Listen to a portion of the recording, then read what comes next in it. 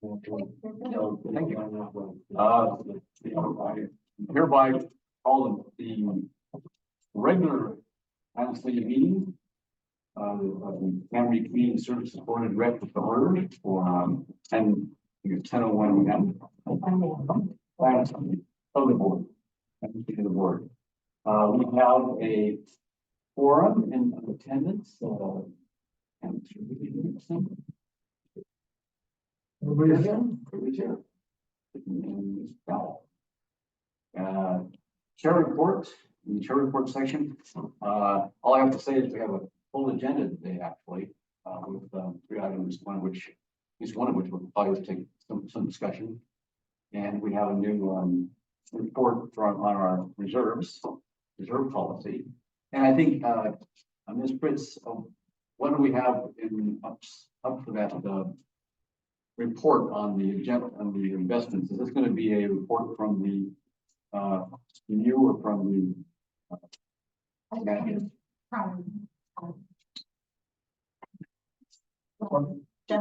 general manager and you? Yeah. But you're not going to have the investment advisor. He is not going to say. I told him not. What we need to do is say. Okay. And then I told him when we move this to the board, they can come to the board. We have an attendance online. We have Elizabeth Benhausen, Lauren Crosby Sports, and Tina Dickinson. Okay, and in the room today, Dennis Fidget. Who's from the public. So we have Tina Dickinson Sports. Okay, so first, next item is ad hoc subcommittee reports. We obviously have a full-fledged proposal from the Revenue Enhancement Subcommittee, so I don't think we'll have to talk about that at this point. And we have a report from the Reserve Policy Subcommittee, who will deal with regular business. The Budget Policy Committee, I don't think was going to be doing anything in the past month, right? No. So there's no report from you. We have actually they're somewhat relevant to the item 4A because of the new recommendation from those that subcommittee made about tracking the time spent by staff various departments. So we can get to that when we get to 4A. Any community member communications? Or is anything you want to brief announcements or questions or things you'd like us to know? This is community member, it's not public. Oh, public. Public comment.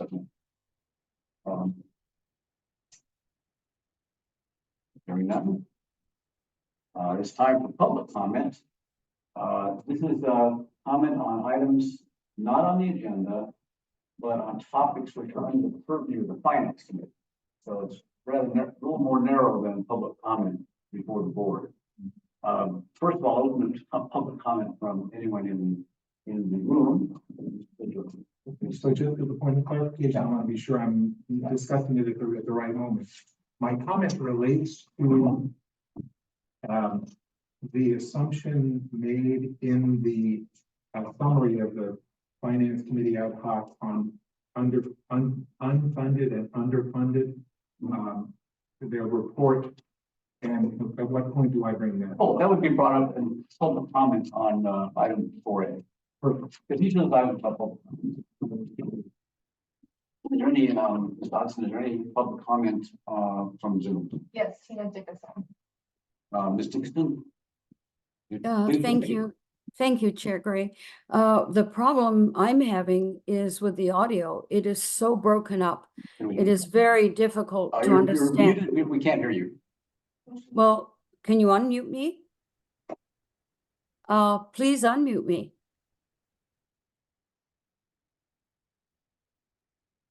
Tina, can you hear us? You're muted. I can't hear you. What's the problem?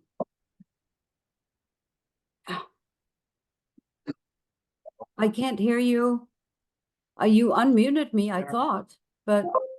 Oh, there we had Hear you now. Go ahead. excuse me, you can start over. We had our speaker muted. Okay, so the problem is the audio. I mean, it is really difficult for me to even I can't understand what's happening because it is so broken up on my end. Is there anything we can do about that? We have a problem. The system, the so-called meeting owl system we have, which is also had a microphone with it out here. The camera and microphone system went dead, and we had to get a replacement. So we're using the microphone, I guess, there at the or on the. Now he's going to log in on his end. Yeah. And I'm gonna see if that will help and we'll Okay. be able to give better audio. Maybe we should, yeah. We have other people, not just Ms. Dixon on Zoom, so I'm not sure they can hear. Yeah, it's really a problem. If it's this much of a problem, I don't know how I'm going to be able to get my comments, or if others are having the same issue that are attending. I can hear you fine, but do you hear me now? But we're not hearing, I can't hear you without you breaking up, or members who've spoken Okay. without breaking up. It's very difficult.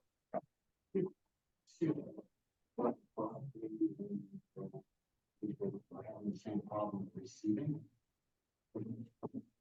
Yeah, it's just this is a general comment to the other people on Zoom. Can you hear us at all? Are we breaking up? Yeah, Elizabeth Bettenhausen is calling me now. Let me see if she's having the same problem. Yeah, Hello, this is Crosby Swords. Elizabeth said she's having the same problem. and Crosby, are you? Yeah, we're having the same Okay. problem too. It's the audio comes through very muffled. You barely make out what you're saying. I'm gonna mute everyone. Taking.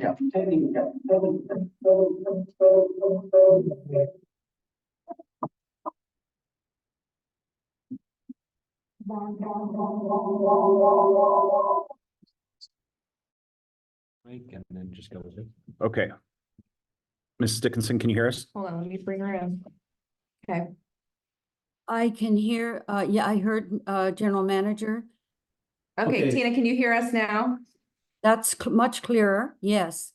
Can you hear me? I'm speaking from the other side of the table. A little bit broken up, but better than it was. I part of it is I think so many people are sitting around this in this small area. I mean, it might have been better to have had this meeting in the Vets Hall with a regular setup. I mean, I don't know what, it just looks like it's very congested for Tina, the way. Our regular setup died this morning. Yeah, 5 minutes before the And we meeting. can't have AGP. Yeah. Bring AGP in.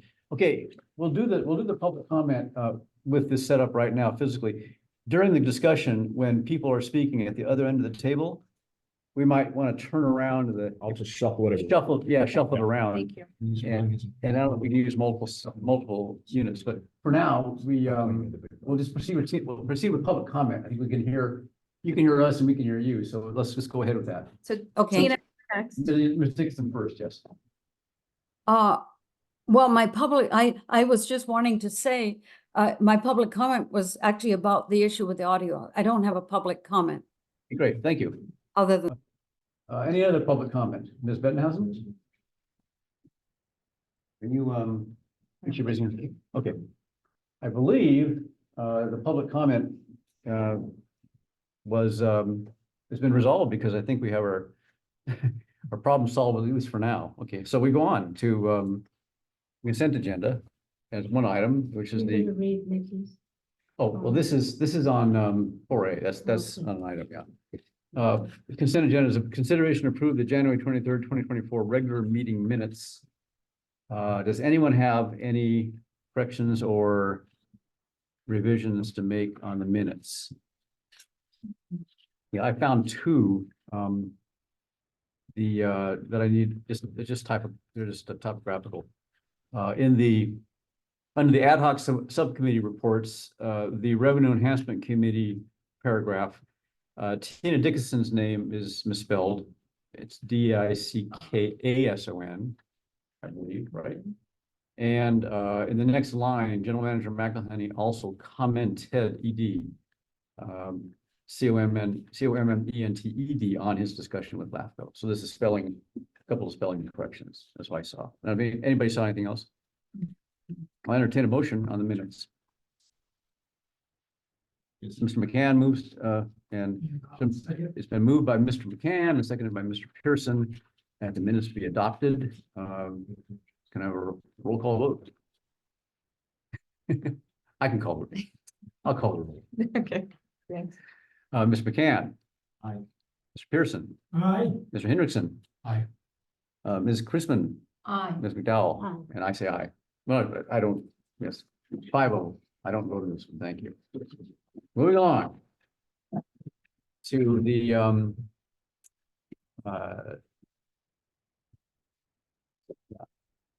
regular business. This is the item 4A. Discussion and consideration of the report and recommendations from an ad hoc subcommittee on revenue enhancement. We've had a couple of previews of this, and I think the best thing to do at this point is to turn it over for an updated report and sort of a summary from the subcommittee first, and then we'll go to questions. The committee members and I might have of the subcommittee, then open it up for public comment and come back to discussion. So first, whoever wants to, whoever you three, or all three together, wants to give a rundown, because I know there's been some there were some changes since the last discussion. There's an addition of one recommendation of this, so you can probably what's happened recently. Okay, so a quick review. We talk about the general fund revenue challenge first, and then we go into different revenue opportunities. We cover fees, assessments, and special districts can levy benefit assessments. Okay, these are charges to real properties. We covered taxes.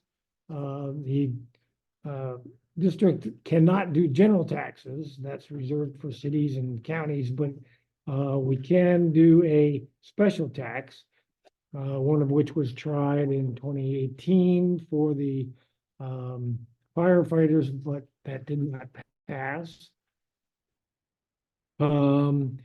Grants, of course, are always what we should be doing, and I commend the board for having hired on a as needed basis a grant writer that will assist in doing that. But these grants are often for a year or two or for a specific project or something, and are not a real revenue source that you can count on year after year after year. New nonprofit, that was discussed especially at the ad hoc, the board ad hoc that talked about the vets hall, and the feeling at the end of that ad hoc committee was that there wasn't enough passion in the community to get a successful 501(c) organization done. Reducing CCSD powers. Our friends in St. Simeon are considering that and turning the wastewater and water back over, I guess, to the county is what would end up happening there. I listed here the powers that we have, and that is always an option that we could do, but would certainly not be met with friendly applause from the county because they wouldn't really like us to do that. Our wastewater and water enterprise funds are actually in pretty good shape, so I don't think that would be a problem. It would have to be one of the other areas that we would have to go with. Negotiating with the county, if you paid attention with the county lately, the county is hurting for revenue as it is, so sitting down with them and trying to get more revenue out of that venue would probably be fruitless.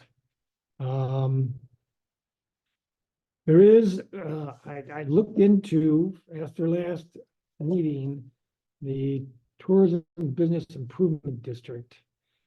And I wrote a little bit more about that so that we have more information on that.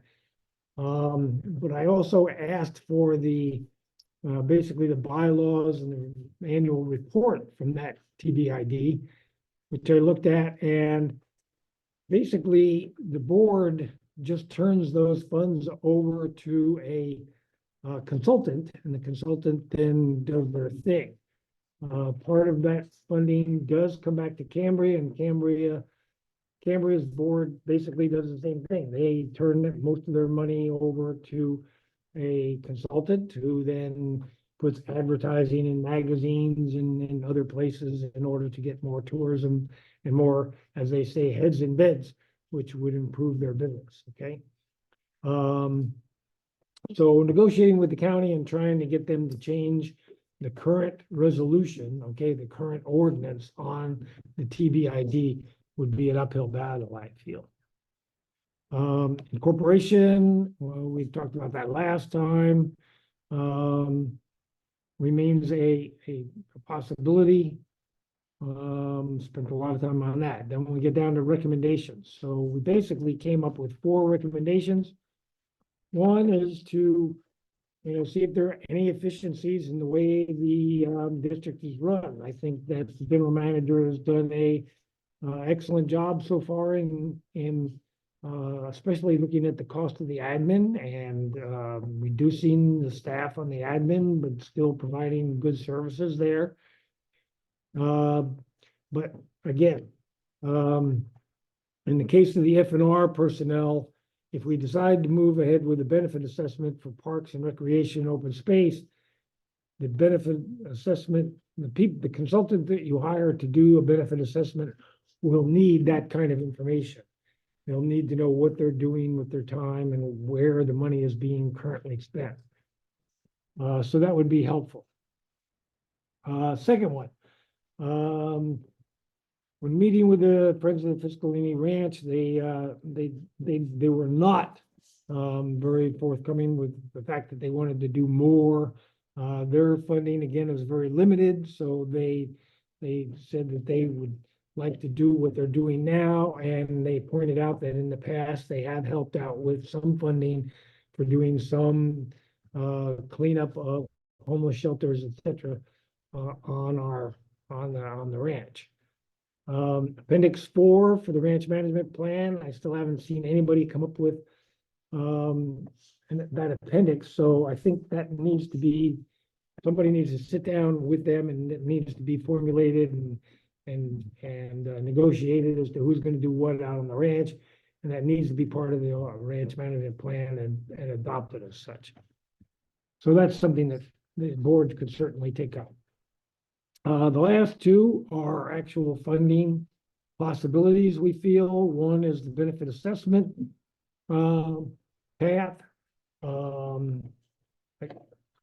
was unable to find a firm. I called again a couple more firms over the past month, and I'm still unable to find a firm that does these. So I'm guessing that we're gonna have to go to a consultant either in San Francisco or Los Angeles area to find somebody that does these, since they're not done very often in the state.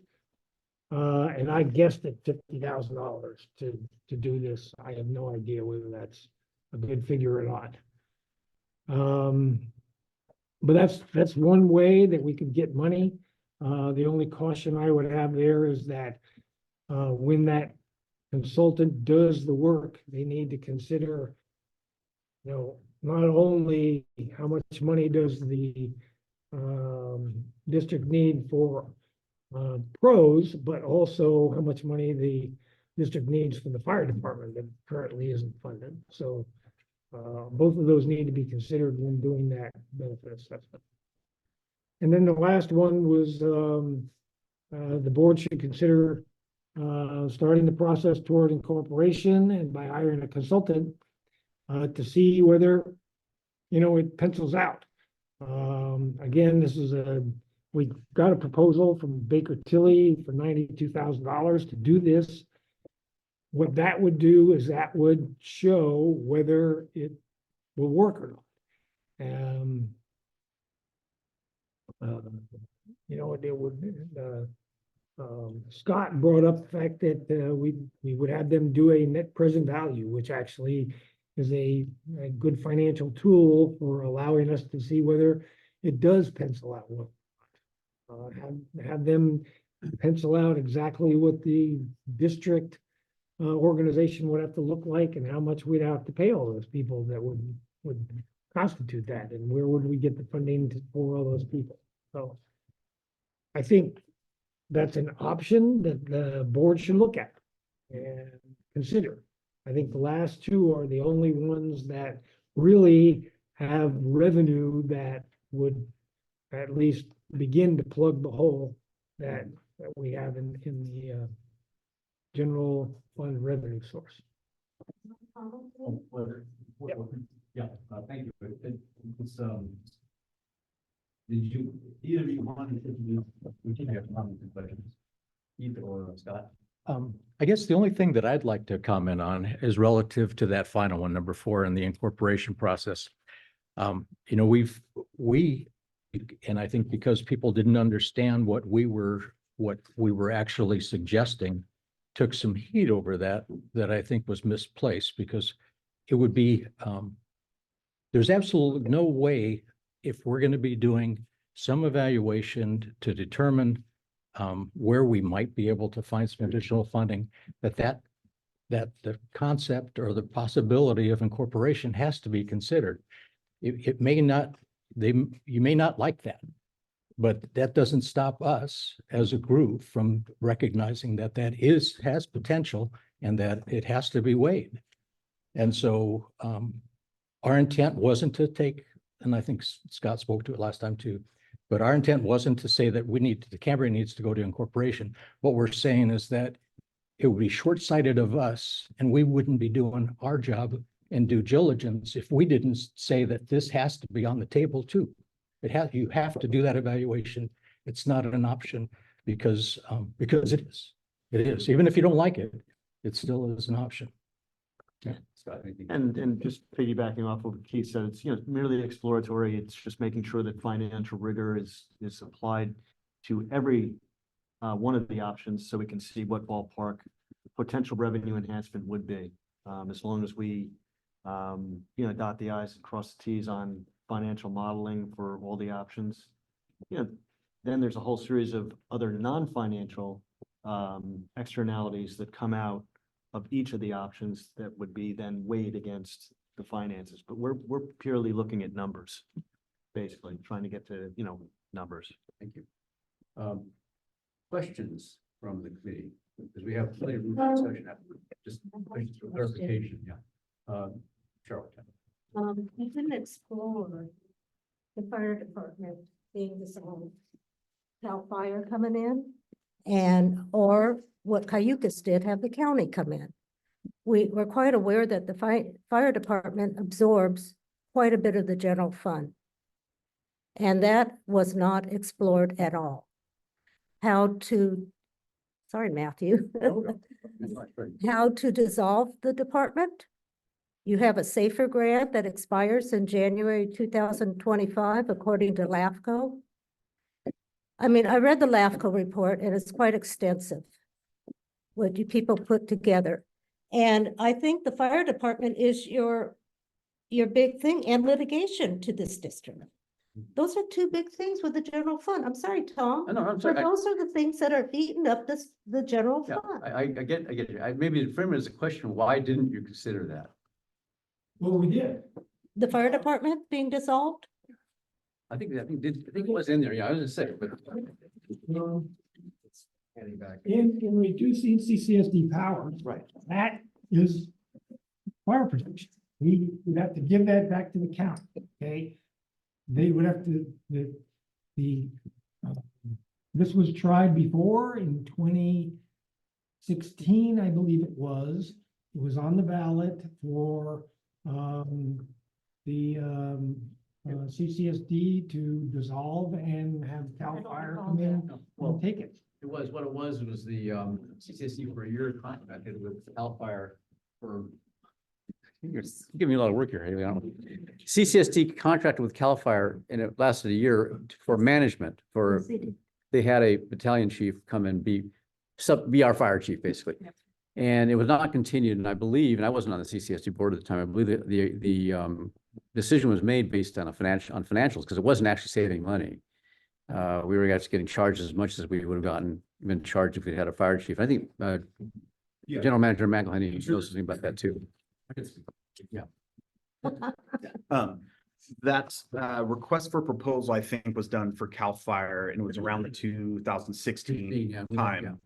The cost assessment of it, and I can get the details of it, was basically that you weren't saving money by bringing in CAL FIRE, depending on the level of service that you wanted provided. So if you wanted to continue ALS services, if you still wanted a staffed engine at 3.0, the cost for CAL FIRE there was not a cost savings there. Since 2017, there's been several contract adjustments with CAL FIRE. They've received approximately, and this is when I used to work for them in 2017, there was a big contract dispute with the state. CAL FIRE was 33% underpaid statewide in comparison to all other agencies. There was a significant raise in their contract. Then there's been subsequent raises. We can look into it. You could do another request for proposal to have CAL FIRE come in. If you wanted even the comparable services that you have now with Cambria, the costs would far outweigh what we pay our What current. about the county? The county is CAL FIRE. Cal Fire, yeah, the Cal Fire is. The county fire department. is CAL FIRE. There's no San Luis Obispo County Fire Department. There is, but it is CAL FIRE. They're one and the same. Because Castle gave up their fire department. Mhm. We have absorbed mutual aid there. I don't want to get this into a discussion though, because I think the question is, the subcommittee did look into it, so it's something that could be looked into It later. can be but- looked in again. but I'm just going to I say think it's anecdotally, very unpromising. it point. doesn't look good in terms of the cost that it would cost, because and the only reason we have a large general fund is because of the fire department property taxes that go towards. So I don't think there's savings there. It always can be looked at. You can request an RFP from CAL FIRE to provide those services. I just think that the numbers that come back at you, since their significant raises, it's going to be very, very expensive. Any other questions? Because I had a couple. Karen or? Yeah, I had a couple questions. I had one was Scott, thank you. When you added that new recommendation about auditing the staff time, how does this connect or interface with what we were going to do at the subcommittee level, at the budget policy subcommittee level? Is it sort of the same thing? We're trying to look at how staff time is devoted to various functions and various departments and various funds in order to see how much the possibility of having more stuff allocated to administration, to general fund from an examination of staff time. In other words, is it really the administrative allocation topic repurposed? No. Okay. What we were looking at was, you know, when we sit down and look at Appendix 4 for who does what on the ranch, I don't think we have a good feeling as to how many hours the FNR people actually spend on the ranch compared with other duties that they have. And I think that's going to be important with negotiating with FFRP if you decide to do that. Or when you go to a benefit assessment, they're going to be asking you, okay, what things do these do and what do they cost? So that they can get a bottom line figure that then they are going to have the benefit assessment made from. So I think that's more what we're looking at. So it's focused on. That's not good. Well, I have one question you might like. It's focused on FNR and what they do vis-a-vis the ranch. Well, Mainly, yeah, good. They're Yeah. Mhm. If general manager Michael Haney can find it, he can obviously. Yeah. And the other question I had is when you anticipated a little bit in the summary about the having the tourism board work with us more directly, especially supporting maintenance of the ranch on a regular basis, for instance. And it was mentioned, as you say, in your report, but you didn't make any recommendations to further proceed on that. And I was wondering about how much leeway they have under their relationship with the county to do something like that. Because they, as I understand it, they choose to basically farm out everything to the consultant who basically does PR and in media for them and stuff like that. But they do have money. They do give money from time to time for projects in Cambria. I think they have given money to the ranch from time to time. Matt, didn't they give money for the skate park? Which A grant for the skate park from the tourism board? Wasn't there a grant?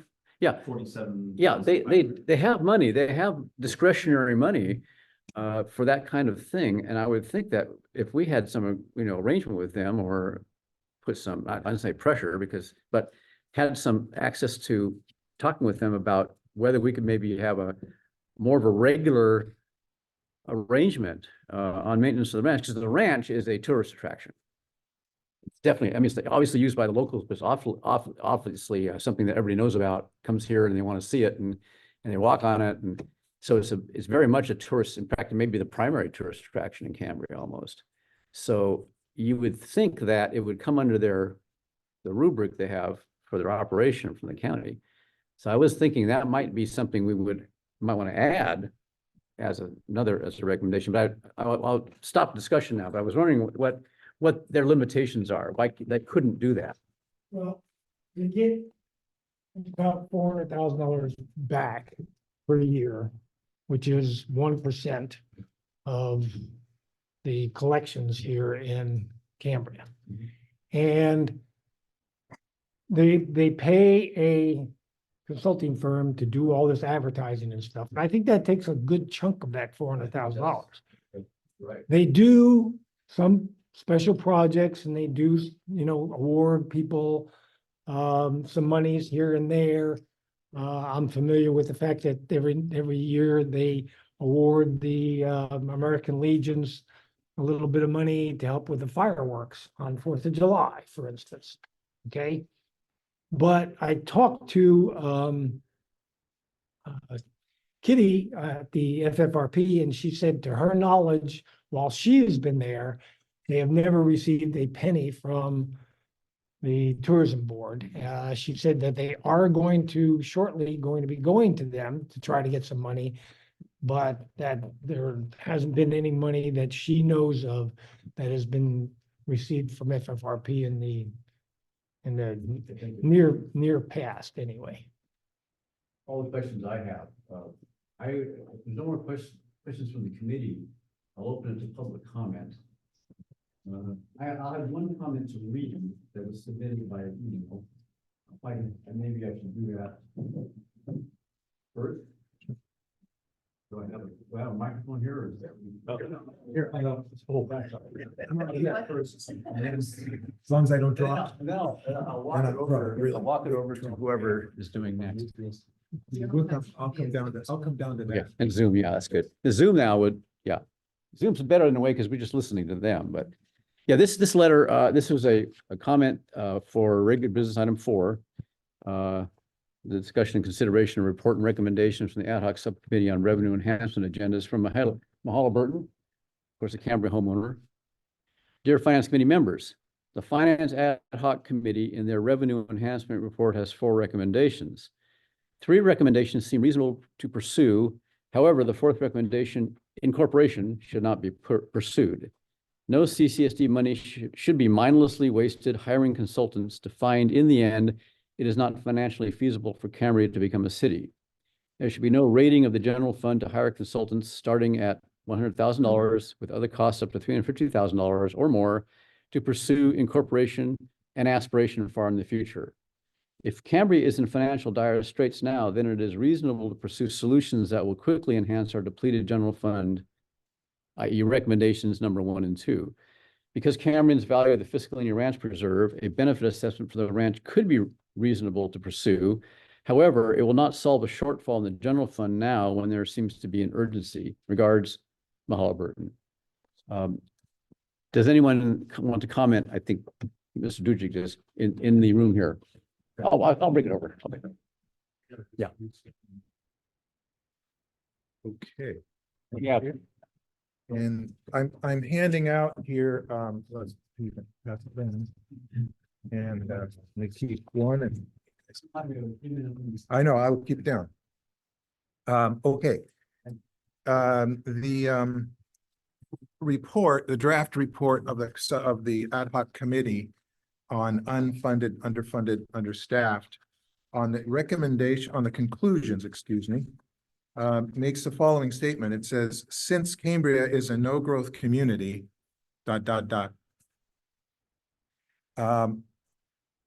Well, I think that assumption, as Keith put it, sometimes things have to be considered and be on the table, even if you don't like it, and you don't, and I would add, and you don't know how long the process might take to get there. So it's understandable that everybody would look at Cambria as a no-growth community. 24 years, we've been a no-growth community, lost population. However, moratorium is temporary. The county has had 1% and 2% growth rates in the past and could very well have 1% and 2% growth rates in the future. Cambria certainly can, and Matthew and the group are doing an amazing job at looking forward and developing a potential portfolio, dealing with the WRF. All of those issues can be resolved. They will be resolved. At that point, then we go to another source of income that has not been considered because of the fundamental assumption that Cambria is a no-growth community. California, and this is, I'm reading from the California Special Districts Association 11/15/2022, in part on, and you can find this online. Connection fees and capacity charges. California law allows various types of public agencies, including cities, counties, and special districts, to impose charges upon new development projects, or in certain cases, redevelopment projects that will result in an impact on the service facilities or systems operated by the relevant public agencies. These charges are known as development impact fees, connection fees, and capacity charges. And it goes on to say that these charges can be used for all sorts of things. They just have to be associated with the costs associated with that charge.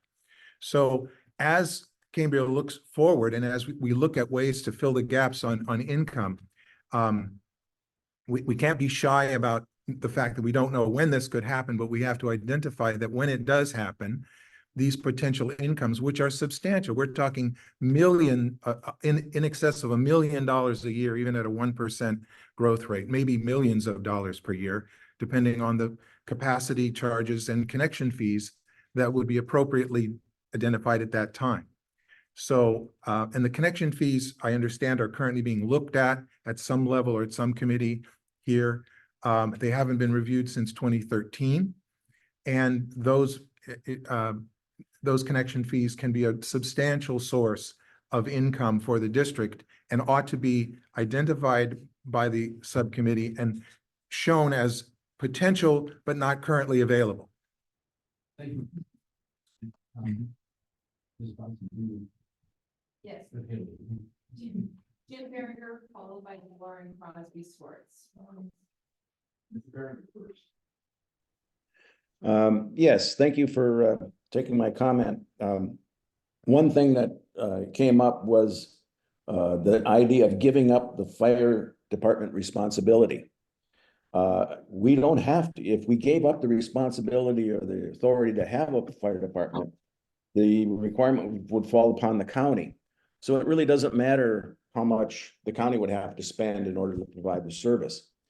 One problem, though, is would the general funds continue to flow even though we don't have fire department responsibility? Because I believe the original funds were voted in by Cambrians to get that tax and to take the responsibility to the fire department. Even though it started as a volunteer organization, we now have to pay the full funds for it. So that was a great idea. Also, as far as the tourism board goes, if we were to incorporate, by the way, I highly recommend that that's the direction we go for a lot of reasons. But if we did incorporate the tourism board only serves unincorporated areas. So any funds from the tourism board would go away. In fact, the actual Cambria group would go away because it wouldn't cover an incorporated area. And this tourism board, frankly, I'm on it. I wish more money could come to services and to help. But the attitude of the present board is heads and beds and not for infrastructure, although I would support it. But anyway, those are my comments. Thank you. Who's next? Laura and Crosby Swords. Good morning again, President Gray and members of the committee. I just have a question about the idea of the connection fees being used to fund the general fund. I would assume that the water and sewer connection fees had to remain in the enterprise funds for those functions, and it would not help enhance the general fund at all. Just a question for you. That's it. Thank you. Anybody next? Anybody else? No. Okay, thank you. Actually, that I was going to say on. Tina just raised her hand. Ms. Dickinson. And now Liz. Yes, thank you. Thank you. First of all, I mean, I have so many notes on this, but the first thing I would like to have identified is what is your objective as far as how much revenue would be required to, as the chair referred to, plug the hole earlier. I don't see any dollar amount that has been made by the ad hoc committee to determine how much is required from these various scenarios that you're looking at. And I do not agree with any of them, really, but with the possibility of the TOT.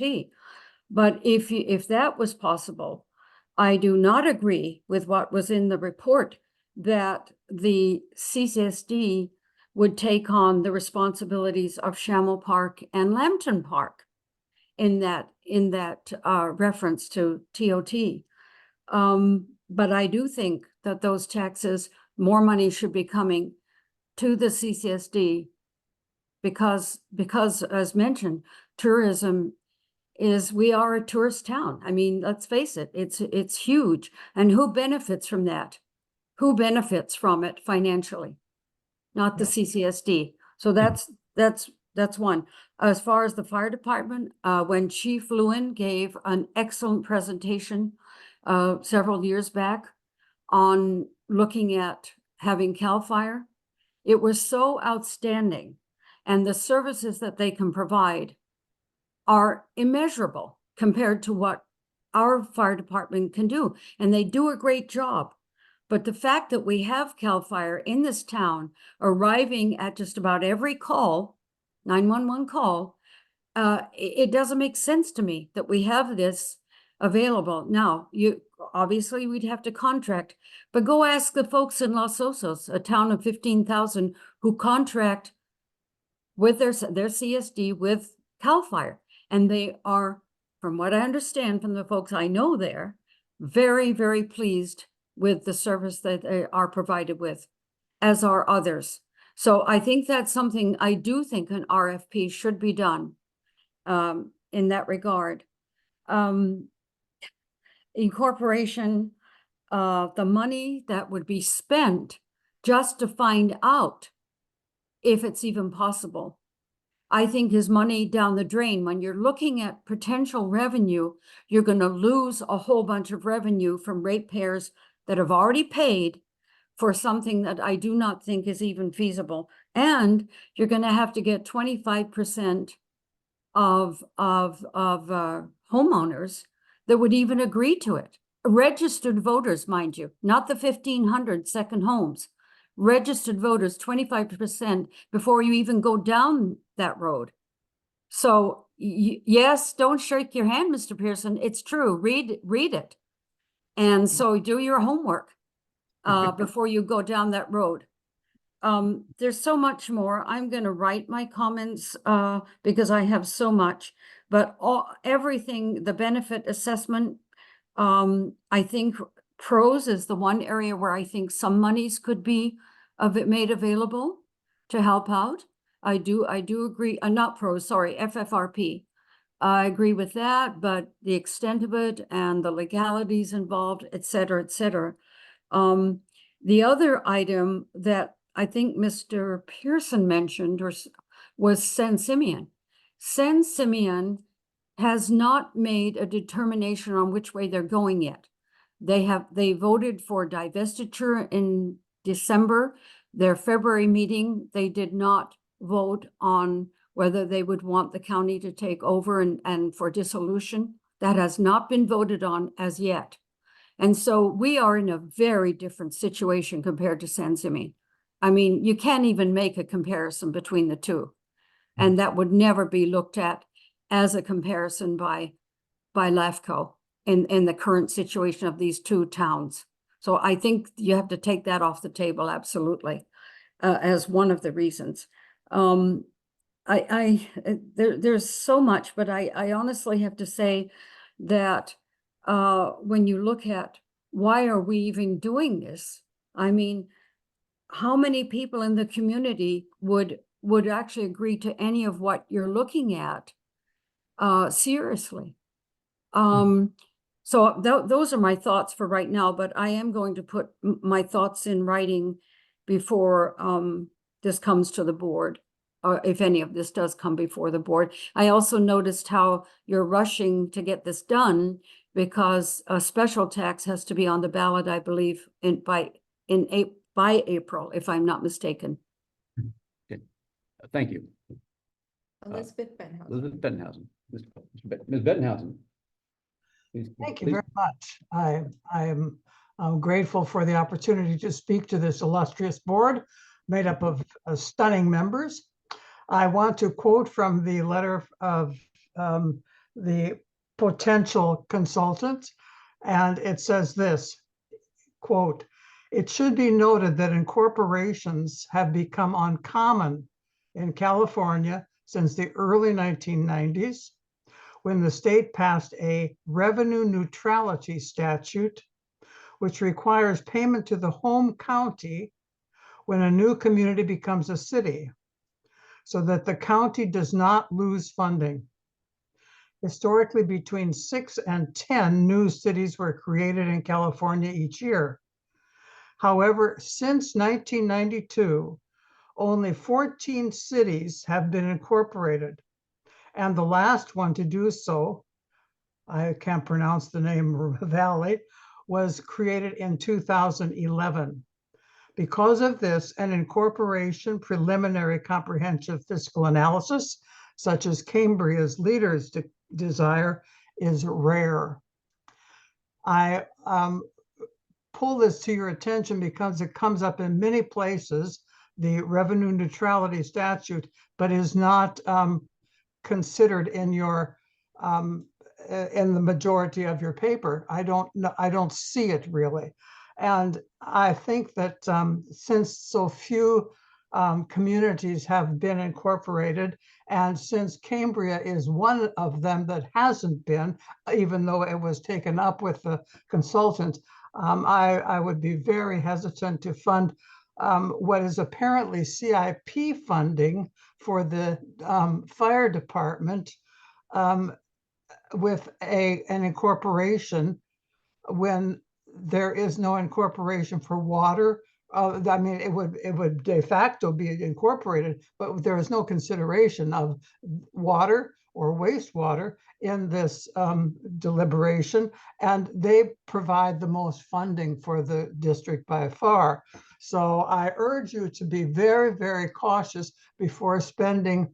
The initial consultant fee would be about $350,000 or $100,000, depending upon which passage you read in your report. So I urge you to be very, very careful. You can, of course, do what you're supposed to do and refer it to the board for discussion and deliberation and possible action, but it's up to them then to make the final decision, or any decision. Thank you very much. Thank you. Any more comments? Lauren Crosby Swart. Um, I don't- Did we? We're not, Crosby's not speaking twice. I'm speaking because there's two of us on the computer. Thank you for listening, guys. I just wanted, after listening to all this, I had to put my 2 cents in. I agree with Elizabeth that county neutral spending back in 2005, you had an incorporation, looked at that, and they recommended probably not to do it because of that county neutrality. We're not going to be saving any money. The county's going to be charging us what they want. We have to spend all that money to look into it.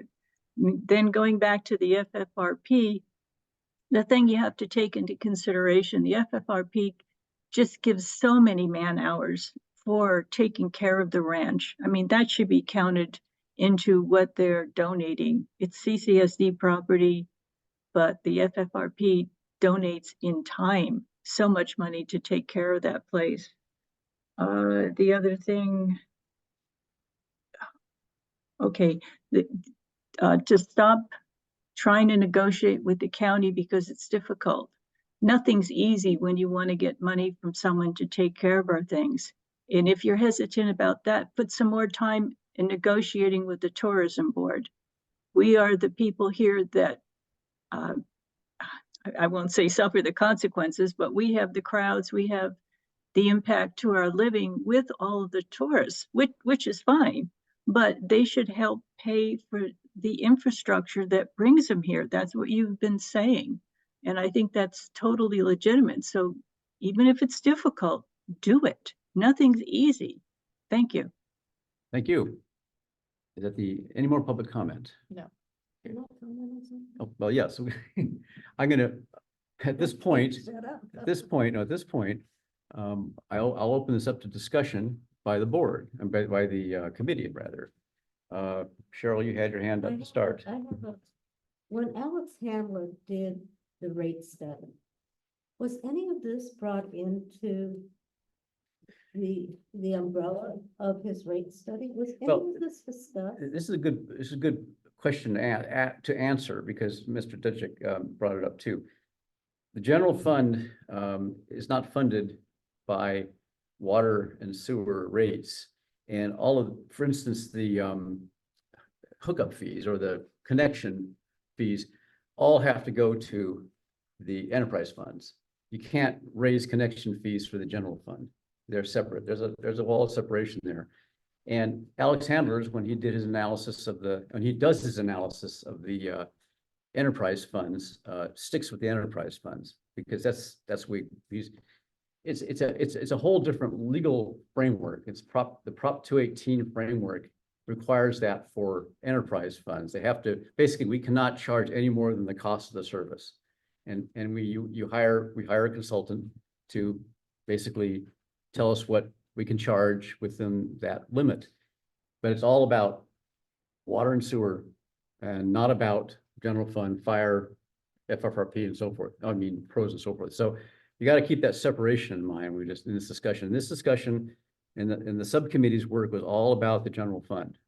And which is where the shortfall is. And it's a harder shortfall to solve because we can't just raise rates and can't raise taxes easily and stuff like that. So hopefully that will become clear to people. So, but more, please continue the discussion because I want to hear what people have to say. And any questions, Cheryl? Do you have any more? I do. Well, yeah, but go ahead. You're not going to like it. No. Go ahead.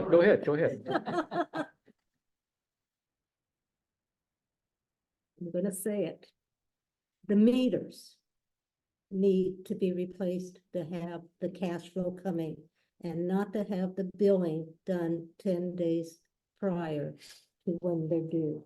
I mean, you need to keep that cash flow going and the meters need to be addressed. Thank you. That's being addressed. We're going through the process of trying to figure out whether we're going to finance it because it's a large project. It has. No, it hasn't stalled. Yeah. And all of those fees though do go to the enterprise, so it won't affect the general fund. It does but not. None of that money goes to the general fund No. for the meters. Enterprise. Yeah, but we, didn't yes, know we that. are addressing the meters. I mean, we're trying to. it's- Okay, it's a I didn't priority. know that. Yeah, Okay. but yes, it all goes to, all those fees go to the enterprise. All right. Yeah, Speaking to David. the amount of money. Somebody brought up, good question. How much money are we talking about that we need? The general manager has asked the fire department to come up with a budget for what they need for fire protection, et cetera, that is currently unfunded. And of course, we have the CIP, which has a large list of unfunded deferred maintenance on this building and on other areas around the district. So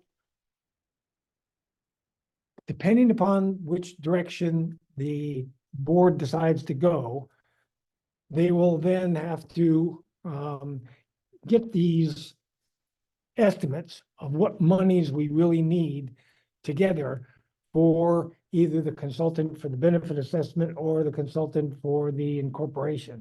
Or if they decide to go both paths, they can do both. But at some point, yes, that's going to have to be done, and the general manager has already got that in process. So that when the board gets to the point and makes a decision, he'll have a lot of that information already at hand. So we don't know yet how much money we're talking about, but my ballpark guess is that we need at least $500,000 more per year right now in order to fund those things that we're looking to fund. It may be more than that, but I'd say that's the minimum. Any other discussion from committee members? Points you want to raise? Yeah. Without regurgitating what's already been said, the question that's sticking in my head now might be inappropriate to ask now because there's no motion on the before us. You can ask. But depending on what the motion says, doesn't I vote mean that the committee is for pursuing incorporation? No, we're pursuing the evaluation to see if it makes sense. Okay, okay. Right, because we don't know that, and I don't know how anybody can make a decision without having information. And I agree with you. My next question is, given that in the last census, we lost a population and there is this revenue neutrality rule, is it prudent for us to spend the money that it would take to be able to make a better decision? That's the bottom line. And I don't know the answer to that. But I'm open to hearing discussion about that. If you think that makes sense. That's the Ms. bottom Miller. That's a good point. Because it's a good question. There's a couple. Yeah. Matt, did you want to say something? Yeah, just to, I'll speak loudly. Here we go. Just in the middle there if you can. Yeah. Maybe that's this way. Just It sounds like if this committee made the recommendation to the board to reach out to consultants to conduct a preliminary survey or a preliminary consultant to evaluate incorporation, then that would go to the board, and the board would direct staff, if they wanted to reach out to those individuals, those consultants that do these preliminary evaluations of the feasibility. I should reframe it, a preliminary feasibility study on whether or not incorporation would work for Cambria. I had conversations with LAFCO. Those costs can range anywhere between $50,000 to $150,000 for the preliminary feasibility study. And then if the board, if this committee recommended that to the board and the board recommended spending the money on that preliminary feasibility study, it would give us an idea of our likelihood to be able to incorporate, and then we would have to do a more in-depth study, which would cost a little more money to meet all the different laws that LAFCO sets that you have to, you know, that has to be in your feasibility study. But it would not be cheap, but it would be, if this committee recommended it, the board decided to do it, it would give you an answer on whether or not incorporation is even on the table. But that comes out of the general fund. It does. And the general fund right now is at a deficit. Well, the general fund's not at a Well- deficit. well, We're, that's the one of our point of this departments, Thing. one of our departments is running in a deficit that we're trying to fix internally with some efficiencies. That won't be shown, you know, it may take 2 years, 2 fiscal years before we see those changes come to fruition. So, yeah, I think it's important to state that we're making we can make any kind of recommendation. We can recommend something different from this too. So we're not limited to simply recommending yes or no on a feasibility study, whatever, because I have some thoughts I'll share on, you know, the questions and maybe discussion points. Thank you. I'd like to share, please, because there's several things going on here in this report. You know, incorporation is one item, but there's maybe we could sort of, you know, keep the process orderly of discussing it. Look at all the recommendations, because the first two, I think are, I don't think they're very controversial. Whether we get money out of, you know, auditing, we can find something, you know, to save through auditing the staff, use of staff on the pros area. Whether you get money out of that is still a good thing to do.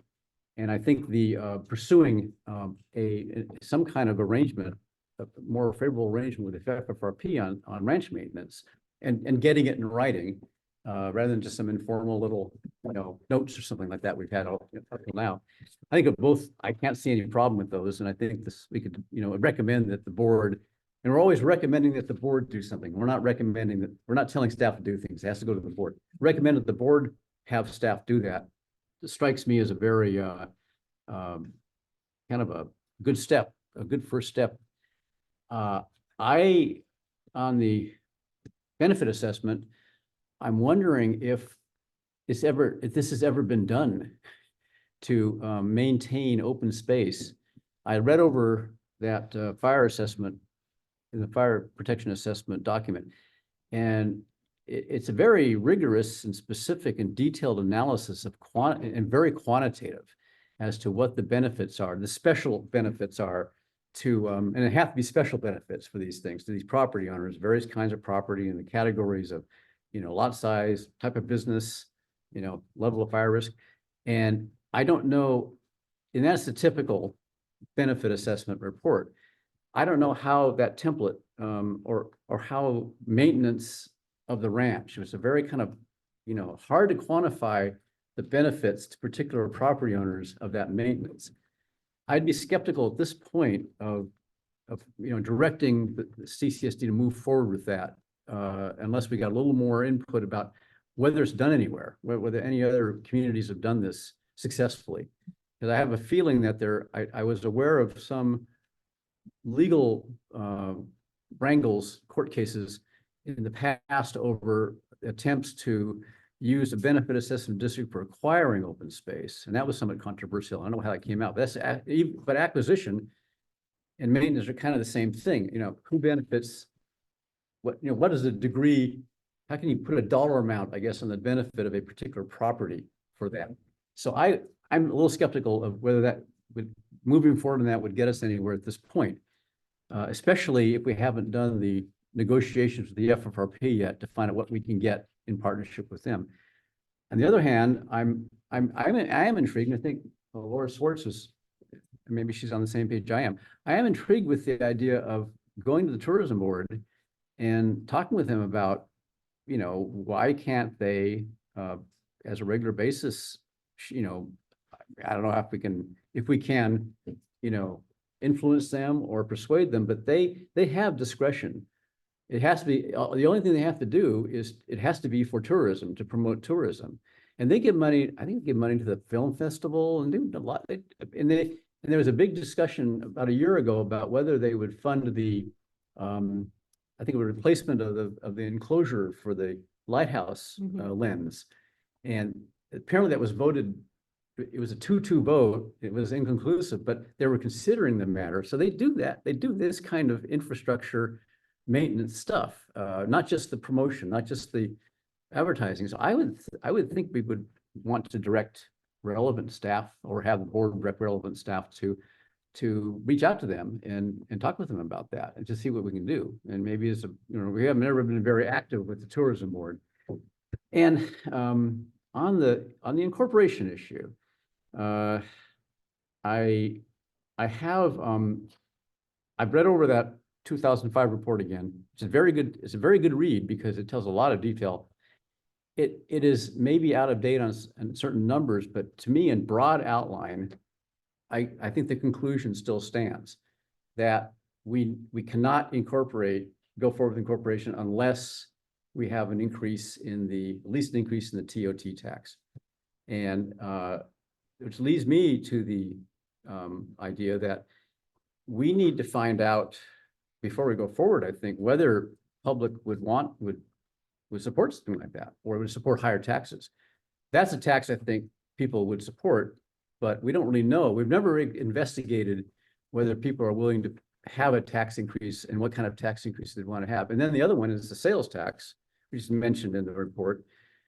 Together with the TOT and the 2 cents in the TOT and 1 cent in the sales tax, we get 1.5 million every year, which is a lot more money. That would more than cover probably the revenue neutrality. Question is, would they vote for a sales tax increase? Because they would pay some of that. That would be part of kind of our pockets and online sales and things like that. So my thinking is, and I'll throw this out as something's likely to happen. I think moving forward with investigation and incorporation, I think is appropriate, because I don't think it's responsible if we could get that much revenue out of it for our general fund purposes. I don't think it's a responsible thing to say no, just not go forward, because I think we need to find out what the community thinks, and I think there needs to be a lot of education about what it means too. Where I see this going is probably an ad hoc committee of the board taking it up and doing a thorough study of the non-fiscal aspects of it, especially. Do we have the bandwidth? Can we get the staff? Do we have room to put people? Do we have the sort of the political will to do it? And also talk with other cities that are incorporated fairly recently, like in the last 20-30 years, that are roughly our size, like Buellton and Solvang and some others, and find out what their experience has been under the new regime, new law, and come back with a report to the board saying, maybe sometime later this year, saying either we go ahead or not, based on what we've found, public input we've gotten, what we found out from other cities, what we've learned about the law and everything, and LAFCO, and come back to the board of the report. Because I think most of the work on the financial feasibility has been done. It needs to be updated, but that 2005 report, I don't think is out of date in its general outline, because the laws have not changed significantly since then in terms of revenue neutrality.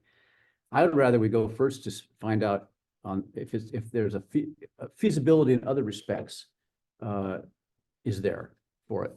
Those are my comments on what I think we should bring back to the board, and I'll throw it back to the committee for a motion or for reaction. Okay. Dave. The report as written to the board of directors for their consideration with the 4 recommendations that we have. Period. The board, we've given the board the information. Here it is, then they can take 1, 2, 3, 4, whatever they want to do with those 4 recommendations. I think they're the only ones that make sense. Why do we have to recommend it, Dave? Why do we have to when it's in the strategic plan? Well, I'm sorry, I first of all, don't we need a second. Well, I So- have an opinion. No, we need a second first for discussion. I'll second it. Okay, What do you so I just so the motion is clear, we would forward the report and recommendations of the subcommittee to the board for their consideration. No, we're not endorsing a particular recommendation, but we're just, basically it's for their consideration and leave it at that. That was Mr. Pearson's motion, and it was seconded by Mr. Henriksen. Now for discussion. Isn't this in the strategic plan though? Well, yes, it is. For the finance committee to do what we're doing. Yeah, I mean, we're sort of fulfilling our role in the strategic plan by doing this, yes. Yeah. It's double standard. Anything else? Any other discussion? I guess not. Keith. Just in relative to your comment about the 2005 study, what I saw missing from that study were serious evaluation of, and Scott pointed it out, the future value of money and all of this, all the real statistical manipulations you need to do with that cash to know what that really means going forward. There's a lot of examples to the other cities that have recently been done, but that was missing. And also what the negotiations actually with the county. That's if there's a problem lying in the dark, that's where the problem lies, is because we don't know what the county is going to require in order to be for this to be fiscally neutral to them. And so, and it did there, I believe, I may be misspeaking, but when I read that they said that they basically wanted to be kept even, but there was no discussion as to what that looked like. And if you looked at the back of some of the other studies that we've got, there's a whole color chart of different solutions that these cities, these last ones came up with to reach some kind of mitigation with the counties so they could proceed. Yeah, there's a very useful appendix in that 2005 report. That's on right. that. Now, that's why you don't know how it's going to go, because you don't know. There's a lot of fluidity to it. Yeah. If there's no further discussion, though, I want the entertain and have a roll call on the vote, I guess, on the motion. We'll just, Scott, just real quick, Yeah. Again, our purpose in this was informational. And some of the options, even incorporation or benefit assessment, they go hand in hand with negotiating with the county for, if there's no seriousness on looking at other options, the county is just going to say, well, we've got you captive. So, it's fleshing out things and taking steps toward looking at them financially, informationally on our end, is prudent. Again, it's not like a firm recommendation on which way to go. I think we've done what we were asked to do. Yes. No further to do, I'll take a roll call vote. Mr. Pearson. Aye. Mr. Henriksen. Aye. McCann. Aye. Mr. Prisman. Aye. And Ms. McDowell. No. So motion passes 4-1. The report will be submitted to the board of directors for their consideration. That will be it. This will probably go on for a while, but longer. I want to compliment the subcommittee though on taking on a very complicated job and doing great work on it, because this is not you were starting kind of from scratch, because we hadn't done this before at this on these topics at all, really. And so I really appreciate how far you've taken it towards greater clarity and, enabling us to ultimately make some decisions. And I do think, as I said earlier, a couple of really sound recommendations. I think the board, I can't speak for the board, but I think, they'll be a lot of this will be well received. So, and I think we'll be moving forward with further investigation of everything, as I think most people we need more money, and we need to solve this problem. So this problem is not going to go away. So thank you for, the work you've done on trying to show us the way on it. If I may, very quickly, Dave did the long-term work. Keith and I came came in for a few polish items, but, we carried. Okay. Okay, thank you. So, we on to this is basically an informational item. I think the next one is report. Okay, discussion, you receive the investment report for the quarter ended December 31st, 2023, and provide feedback to the CCSD Board of Directors. This is, Ms. Fritz, I think. Yeah, so, I think part of the discussion would be, does this report, should it come to finance every time before it goes to the board? I brought it here because this is the first time that we've had this report.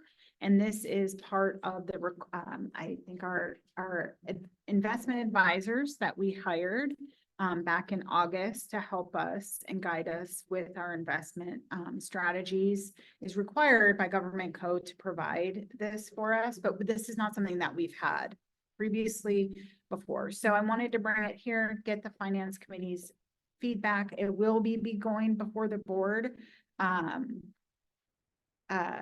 next month with any sort of feedback, recommendations that you all have. Also, we do have the option where we can bring in our advisors to discuss this more thoroughly. And I thought after getting questions answered here, we can see if that's necessary.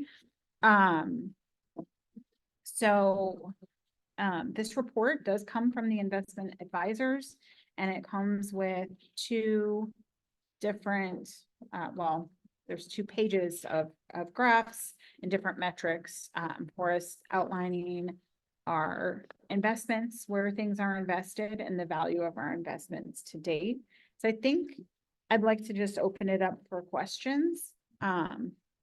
I have met with our advisors just for me to get a good handle on what they're showing us. So I'll try and answer your questions to the best of my understanding, and then we can go from there. Thank you. Any questions from the committee? David?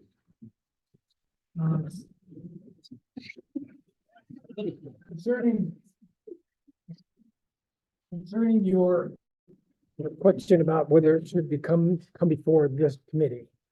Number one, I would say doesn't need to, but if it's possible for you to include it as part of your quarterly budget report, if you can get it on time for that, that would make sense to me, because then we understand where the money that we have invested is at the same time that we're looking at updating for the budget. If you can't do that because they can't get it to you in time for your quarterly budget report, then I would say just go to the board and bypass us. I don't think it needs to come to us, but others may think differently. The question is that feasible time-wise to make it, routinely a part of the quarterly budget report? Yeah, that's what I was actually trying to do that. There is, Yeah. I'm gonna work out the timing issues with them. They have a certain amount of time they needed. I think there is a lot of legality, like governing how they get this to us. So they did, I was trying to get this for the quarterly report, and I didn't have it all together in time. I'm fine with, so I will try to time it that way in the future. If not, though, I think it still should go to our committee. I mean, it's part of the fiscal record and fiscal information. That's kind of vital. So I think my sense is that it should go to the committee and then to the board. Any more questions? Can I throw kudos one more time to Mrs. Fritz? Yes. The returns, now that we started these investments, in one quarter has almost matched the returns we saw in an entire fiscal year. So, we're looking at threefold. Yeah, which he's looking at, there's this block down here. And I didn't have it in time for this meeting, so I apologize, but I want to pull last year's, so we have some comparable. In the future going forward, we will have comparing numbers, but to see where we were last year at this time versus now. It's, we're doing pretty good. Thanks to you. There are no more questions from the committee. I just have, thank you too for for getting me that information on our investment group there. Yeah, that's appreciated that. We have no in-person attendees from the public at this point. Does anyone want to comment from the public via Zoom? No. Okay, great. So I move that we receive the report and send it on to the board of directors.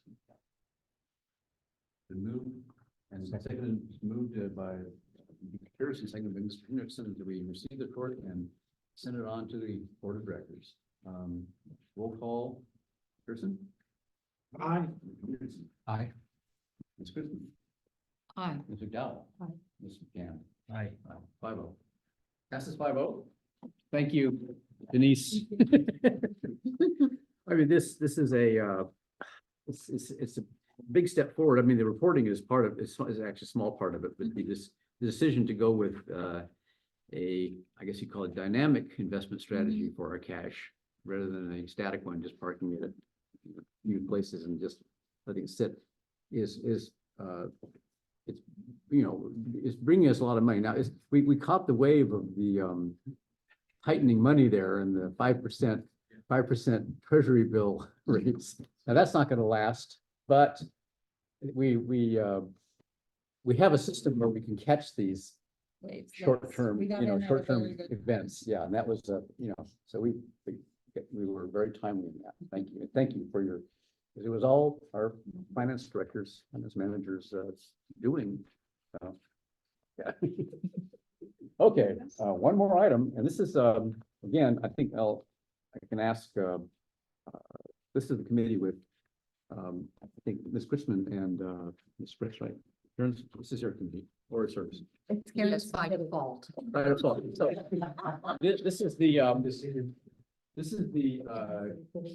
the report of the fund balance cash reserve policy update subcommittee. What this was, this ad hoc subcommittee was appointed to come up with an updated reserve policy, first of all, but then also to reconcile the two reserve policies that were out there, somewhat covering the same ground, somewhat not, and to bring everything up to date and make everything, appropriate and clear, so we can move forward with investment of cash balances and also requirements for cash balances. So maybe Denise, you could just give a short rundown of what you did, the committee did. And I would note for people who have this agenda online or printed out, there is a draft, as I understand it, the draft version has, the proposed version has Draft on it, word yeah. draft on it, yeah. On page It's not 79. specified, but, and then there's two other, the two existing policies are included with it. So, Just for those that Yeah. haven't been on the committee can see Yeah. what we were working with. I did include the previous two policies that we were combining. The committee met multiple times and we set goals for ourselves and we were able to get it done. And it was actually a really enjoyable committee, and we all worked hard to get this set. We did have really good discussions surrounding why we included stuff, didn't include stuff. And so, I can't remember every single thing we talked about off the top of my head, but if we can go ahead, if you've reviewed any of this stuff, we kind of, I think, took the approach of using the fund balance cash reserve policy, or the reserve policy 2150 as our base, and kind of took items from the cash reserve policy that we wanted to keep in there. I think that you'll see that it's much more, it's not as specific in certain areas, and that was intentional.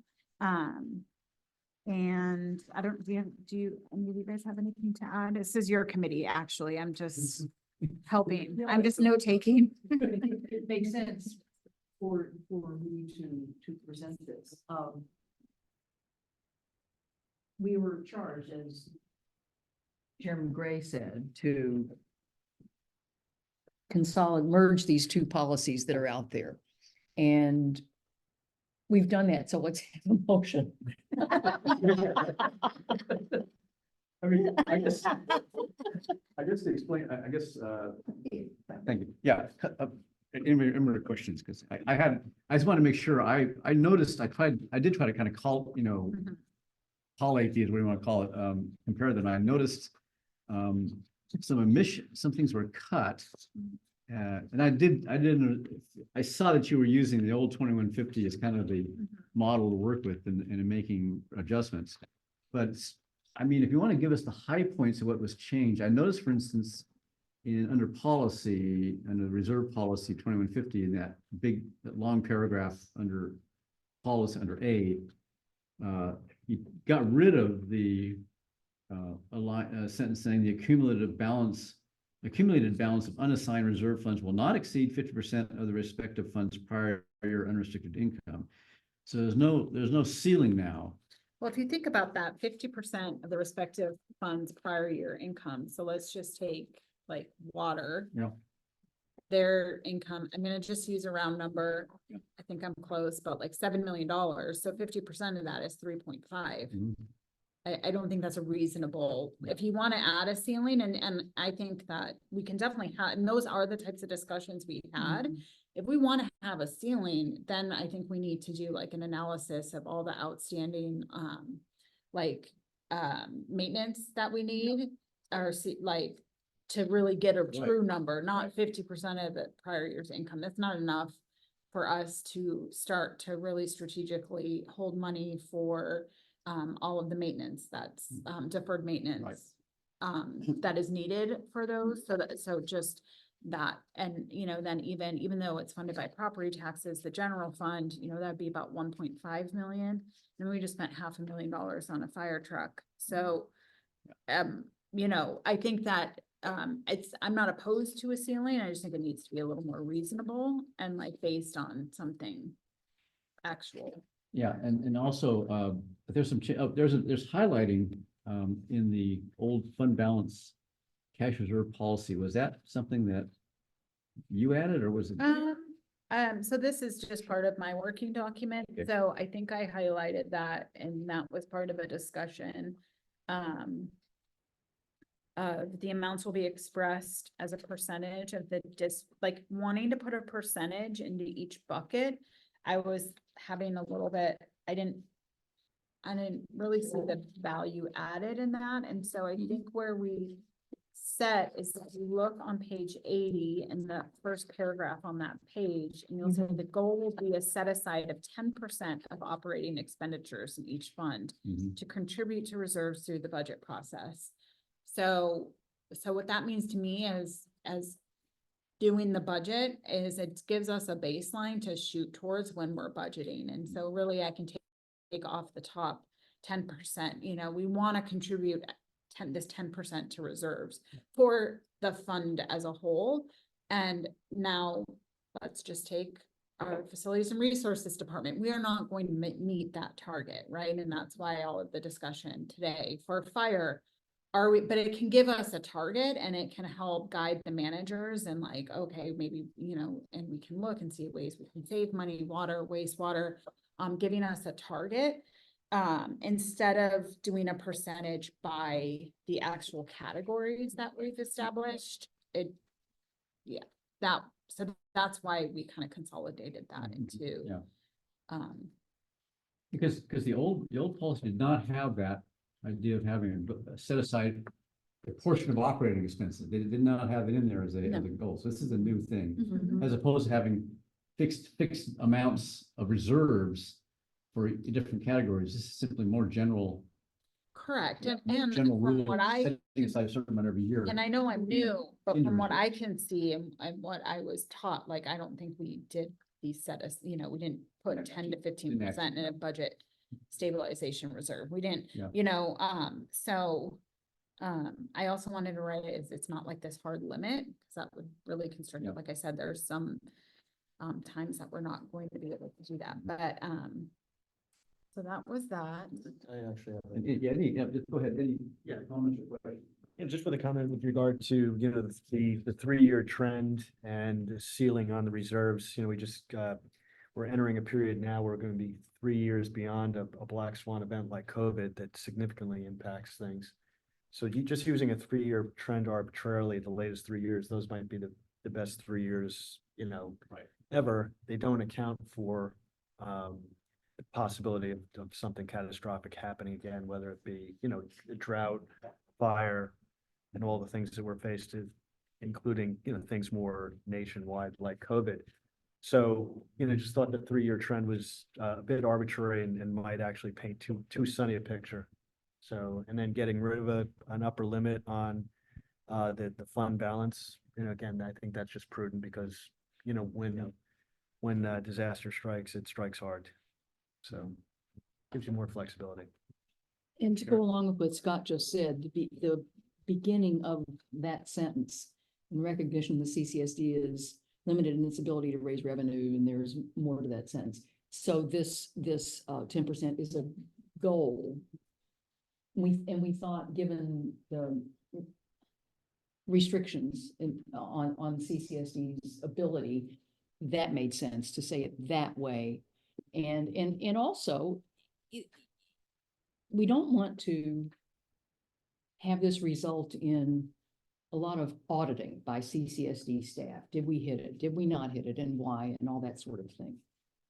So we were hopeful that setting a target setting a goal that might sound amorphous to some people, we thought that was a better use of the policy, frankly. And this is a working, I mean, it's, you know, we set it to be reviewed yearly, which we're supposed to be reviewing all our policies every year. So if we become into a situation where we have a lot of reserves and we're building up a lot of reserves, we can definitely like revisit setting a limit on how much we're, but personally, especially for water and wastewater, I would want to do like a study of how much unfunded, like, maintenance and reserve we have out there to help us set our limits, because ultimately that's the largest section that we're trying to fund is the capital improvement. More reserves equals more portfolio returns. More revenue. Yeah. So yeah, the reserves, we report, you report cash reserves basically in every report, pretty much, right? And the quarterly Or report? report, yeah. Yeah. Cash reserves, right? Yeah, so, I guess what I like about this is, it basically is feasibility. It's feasible and flexible. I mean, in other words, it can be achieved, policy can be followed without a lot of strain. And, you know. It's accountability. Well, but also it's flexible in that if there are, contingencies come up, which require a lot more money, we can, you're not bound by that 50% cap and that sort of thing. So I think it's a good balance. And I think the regular reporting reserve levels kind of gives us a sense of how healthy we are. So, I think we have that transparency already built into the system. I think this is something that, Dave. So the one thing that to me is missing is a minimum. A minimum. You don't have anything that says that you should have a minimum of X dollars held in reserve for emergencies. Yeah, we can definitely set a minimum. You discussed, I'm sorry, on page 79, in the middle of this paragraph A, under policy, at a minimum, the lesser of $1,000 or 0.1% of revenue will be set aside. Does that address what you're? That's a contribution. I'm talking about balance. So that if we have a major wastewater spill, That's gonna cost us $400,000 between the fine and the clean. So we need to have some monies basically set aside for an emergency in each of those funds so that we don't spend the reserves down to zero and then have a catastrophe. That's what Timo said. So. I'm sorry. Yeah, Scott, or did you? Doesn't this say that the, You need a card. yeah, yeah, exactly. But in order to use reserves, don't the GM and the board have to be involved in saying, yes, we will? Yes, but that doesn't mean that they're all responsible people all the time either. So. I mean, they should have a policy. But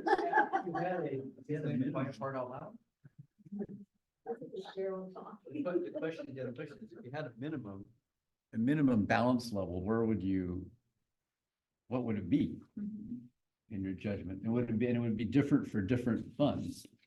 I think it would be different for different funds. I'd probably want to do some research on like industry standard for, and see, we did do research where we looked at other reserve policies from other districts. I wasn't super impressed with, but they just had different, yeah, and different, needs, I guess. So, I mean, setting a limit and setting a max is in one of those like theoretical questions and discussions I've been having for like my whole career. It's not a super easy thing to set. And you basically, in my estimation is like, you sit and you just decide why you want that limit and be able to document it so that we can, so it fits within our like framework of how we operate and how we do business. So there's no right or wrong answer, I guess, is what I'm saying for that. And so, I would be happy to set minimums, but of course, we all know if a huge catastrophic event happened, you know, it can all get wiped down to zero and, you know, you have to make those hard decisions. Yeah. But having guidelines, maximum, I mean, so in setting maximums is basically saying you've raised enough money, you don't need to raise rates anymore. You don't, you know, you have enough money. So, and minimums are to try and preserve for emergencies. Yeah, I think one of the dangers of having a fixed number as a minimum, for instance, is that when things are going okay, the board may decide to spend down to that limit. Because, oh, we'll still have 20%, say, or something like that. And then something really happens that would wipe out the 20%. So you can't totally take the decision-making accountability away from the board of directors. And no, and I don't think it would. But that's when, if it's not set right, for instance, if it's set too low, and if it's too high, then it's just not going to be, you're not going to make it to that point. So I don't know that. So what do you suggest? Well, I'm suggesting, I'm not totally sold on the idea of having a set minimum. Open? Because You want it open? well, the way it is now, Mhm. it's up to the, you know, we're regularly monitoring the regularly reporting the reserve status of these funds, so we know what the reserves are, and we can make a judgment as to whether they're enough. And so I don't know if we need to do more than that, because the judgment is always going to be a little bit, you know, based on conditions and risks at any given time. And one thing I talked to the committee about is I am trying to work on a presentation for some more long-range planning. Yeah. I don't think we have any real clear picture of Yeah.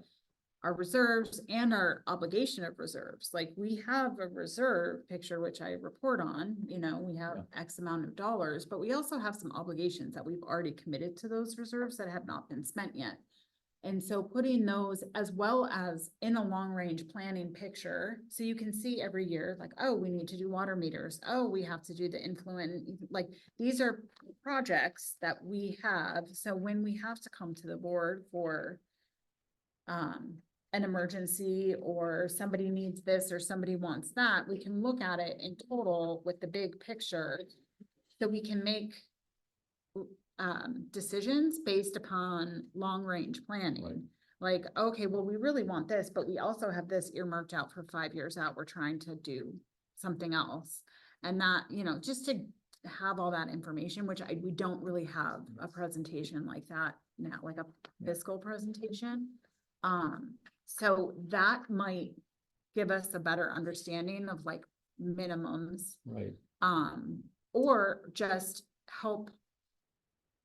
And like you said, the minimum, whatever we would set for a minimum, if it's $500,000, we would never want to get that low like that. That I don't think would ever be advisable.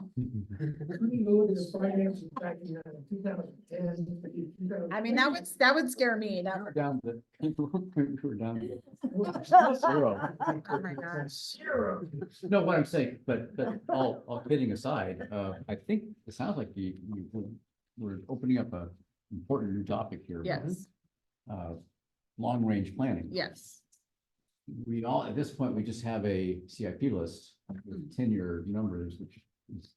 But it's not, and It's it's not a not put, and it's not put up against any sort of reserve number to see Right. how feasible it is, or, you know, when you're making decisions, whether you want to finance this, which is what we're going through with the water meters. Do we want to finance it and just get it all done now? Because we have a serious issue with our bills and accuracy and everything else.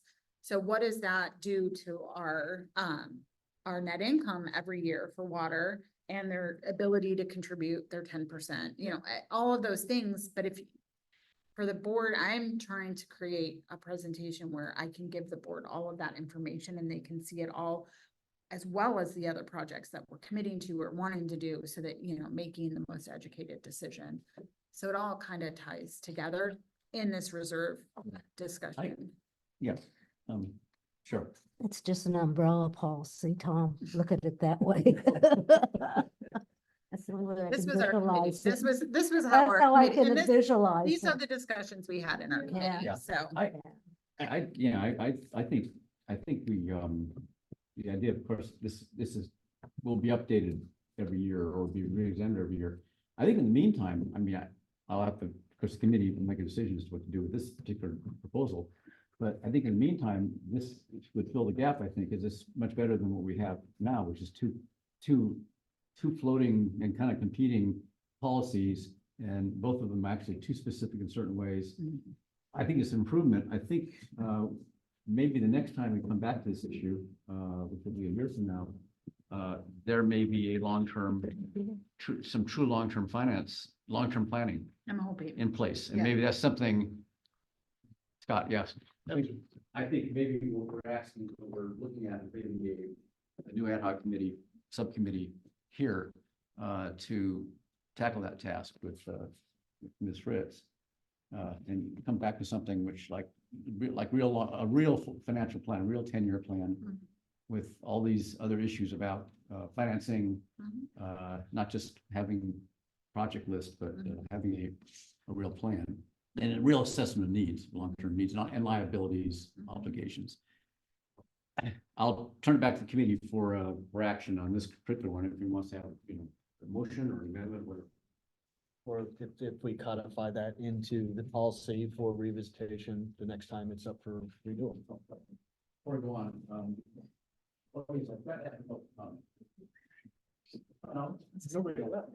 There's no, Crosby Norris Orchard here. Yeah. And their hands up, so. Oh, that's one of the problems we're having. I'll just explain. Thank you. Either Laura or Crosby, I'm sorry we didn't get to public comment, but we have a problem here with the too. Because yeah, we're using the main laptop as a camera and microphone and walking around the room as people speak. You might have noticed that. So we missed his hands raised. Do you wish to comment? Yes, actually, we have two comments. I have a specific comment about the reserves for the trucking and disposal of brine waste. The existing reserve policy 2150, I think it's on page 86 of the agenda package, under D1 says a water fund assigned reserves include the WRF operations set aside during years of non-operation to anticipate expenses incurred when the plant is operated. I don't see anything addressing this in the new proposed draft. So I'm just, and that's still required that you have a reserve fund for the trucking and disposal. I'm just wondering how that's being handled in the new proposed draft. Okay, thank you. Did Laura want to speak? You can answer that question. Yeah, Denise. So we have about, I would have to, I don't have it in front of me, how many years set aside we have. I know there, yeah, I think we have like 5. I know there was some discussion of not doing that anymore because we do have quite a buildup of reserves. So we can add that back in. That's not something we can add that back in. Laura must have raised her hand. Yeah, okay, thank you. Laura, did you want to speak too? Laura Schwartz? Yeah, we share this computer. Yeah, I wanted to tie in that too, because those reserves, you're supposed to be collecting every year, and there's got to be at least $1 million in there at this point, if you go back and add up the years. And if you decide that you no longer want to collect that when the plant is not working, you need to take that off our bill, because you changed it over where we're paying every 2 months when the thing is not operating, so that we can contribute to the reserve. So keep gathering that, please. Also, Haley, I thank you very much. You're so under stress carrying the computer around. You didn't see the hands up, and that's not your fault. I can only be in one place at one time, and I didn't want to interrupt. I know. I know that's why I'm saying that, because I want to go back to that TOT and the sales tax. When you're talking about incorporation, you're not going to be getting 1.5 million for all that stuff. You're only going to get the increase of the sales tax and the increase of the TOT. The county still keeps the rest of it. That's the way it goes. Thank you. Thank you. That was a little off topic there, but thank you. Okay, any other comments, public comments? No. Okay, good. Thank you. Yeah, I think, we should make a decision as to, on this particular proposed policy. And then I think with the understanding, I don't know if you have to write it in, because it has a built-in review. It's a built-in review next year of this policy. So I don't think we have to add anything to that, but we are conscious of the fact that this is, it's not set in stone, and it will be updated, probably updated maybe quite a bit if we have better information about our future financial situation. So with that said, I'll turn it over to the committee for action. I make a motion. All eyes are on me. Yeah, they are. Place of the computer to get over here. Yeah, you're senior. I move that this draft policy be approved and forwarded to the board of directors. Yeah. Second. And it's been moved by Ms. Christman and seconded by Mr. Henry that this reserve policy, revised reserve policy, be forwarded to the board of directors with the recommendation for adoption. And I'll take it to the roll call. Ms. Christman? Aye. Mr. Henderson? Yeah, aye. Dan? Aye. No. No, 4-1. Passes 4-1.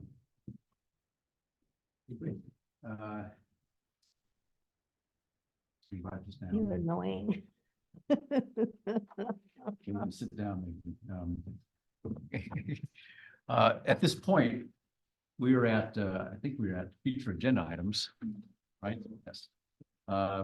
First of all, I want to compliment the committee, the Reserve Policy Committee, for doing their job. And I think actually officially at this point they disband, even though it was a very enjoyable committee. I hate to end the fun.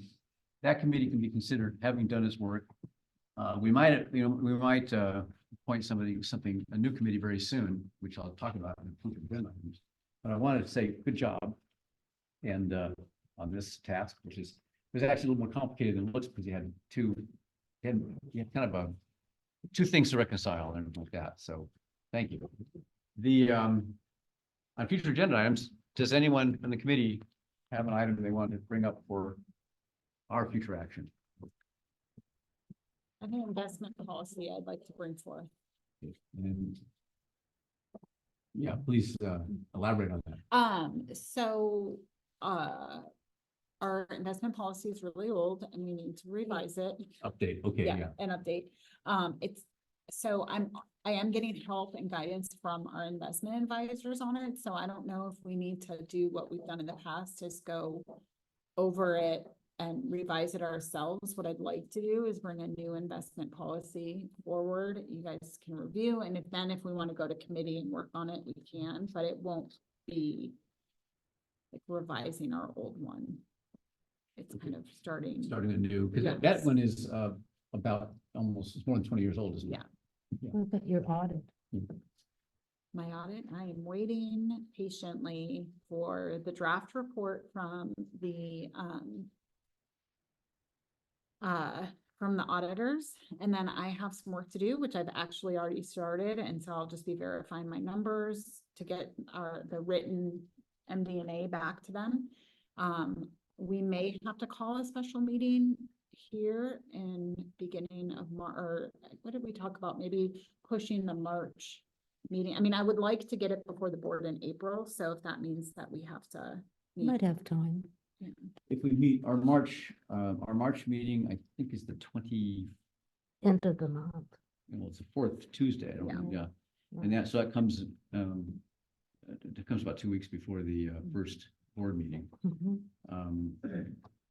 If we can do that, I think if we could do it by the time of our next regular meeting. And that, I'm hoping. Yeah, okay, and if not, then we I'm might have to do kind of waiting something. on the auditors. I have asked him and said if I can turn it around to you within a week for him to do his review. Can you get it back to me? So I'm, we'd have to call a special meeting if we can't quite get it in our regular meeting and want to get it before one of the April meetings of the board. Okay, so we'll see on that. I mean, we'll keep it on the docket for the next March meeting. I would just say hopefully, put it on there, yeah. and I'm really hopeful that we can Okay. get this to the board by April. Any future agenda items that the committee members want to submit?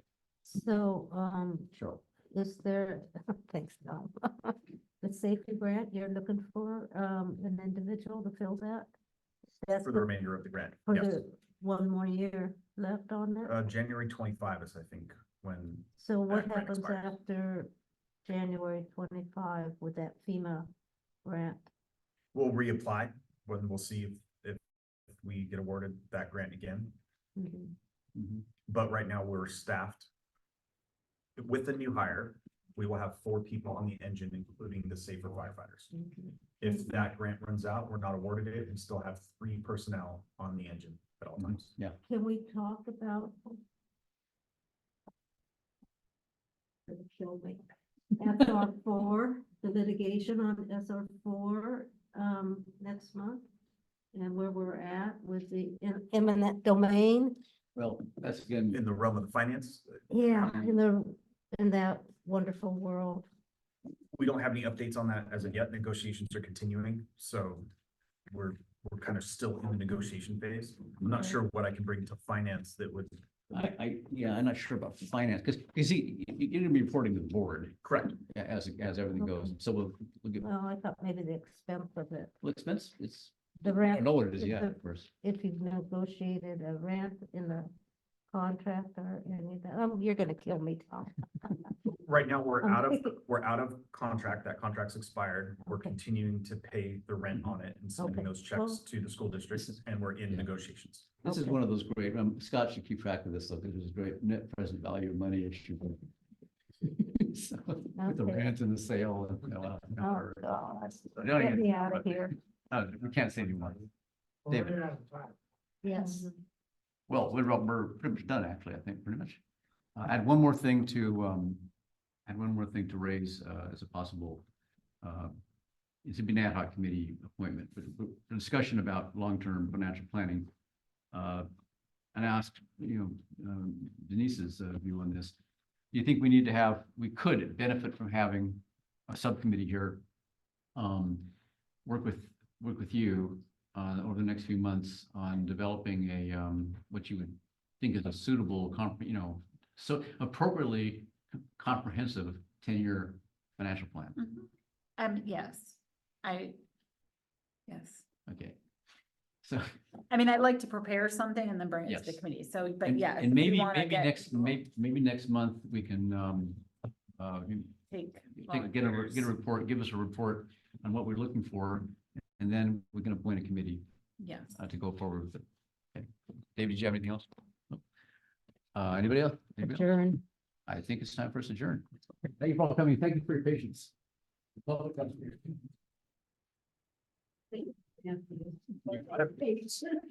I have plenty of it.